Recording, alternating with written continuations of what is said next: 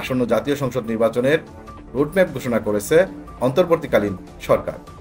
নির্বাচনের তারিখ ঘনিয়ে আসতেই দেশের রাজনৈতিক অঙ্গনে বইতে শুরু করেছে নির্বাচনী হাওয়া। তবে বড় প্রশ্ন হয়ে দাঁড়িয়েছে, কার্যক্রম নিষিদ্ধ থাকা আওয়ামী লীগ কি এই নির্বাচনে অংশ নেবে? নির্বাচন কমিশন সিইসি জানিয়েছে, আওয়ামী লীগের সমর্থকদের ভোটাধিকার প্রয়োগে কোনো বাধা থাকবে না। তবে দলীয়ভাবে অংশগ্রহণের সম্ভাবনা অনিশ্চিত রয়ে গেছে। রাজনৈতিক বিশ্লেষকরা মনে করছেন, আগামী নির্বাচনের আগে আওয়ামী লীগের বিরুদ্ধে চলমান মামলাগুলো বিচার কাজ শেষ হওয়ার সম্ভাবনা কম, ফলে দলীয়ভাবে নির্বাচন করার সুযোগ পাওয়া কঠিন হতে পারে। তবে তাদের মতে আওয়ামী লীগের সামনে এখনও বড় সুযোগ রয়েছে স্বতন্ত্র প্রার্থী হিসাবে নির্বাচনে অংশ নিয়ে সক্ষমতার প্রমাণ দেওয়া।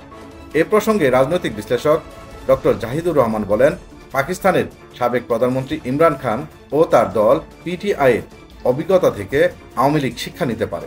পিটিআই নিষিদ্ধ হওয়ার পরও তাদের প্রার্থীরা স্বতন্ত্রভাবে নির্বাচন করে একক সংখ্যাগরিষ্ঠতা পেয়েছিল।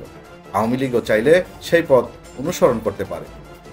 অন্যদিকে দলের পলাতক নেতারা এখনও নির্বাচনে অংশগ্রহণের বিষয়ে কোনো আনুষ্ঠানিক ঘোষণা দেননি, বরং দলীয় কর্মকাণ্ড স্থগিত থাকায় সামাজিক যোগাযোগ মাধ্যমে নির্বাচন বানচালের প্রচার চালানোর পাশাপাশি প্রশাসনকে ব্যর্থ প্রমাণের চেষ্টা করছে বলে অভিযোগ রয়েছে। এমনকি দেশের ভিতরে অস্থিতিশীলতা সৃষ্টি করতে গেরিলা প্রশিক্ষণের মতো কর্মকাণ্ডেও জড়িয়ে পড়েছে কিছু ভৌমিক নেতা। রাজনৈতিক পর্যবেক্ষকদের মতে নির্বাচনের বাকি সময়ে আওয়ামী লীগের কৌশল ও সিদ্ধান্ত দেশের রাজনৈতিক ভবিষ্যতের জন্য গুরুত্বপূর্ণ প্রভাব ফেলবে।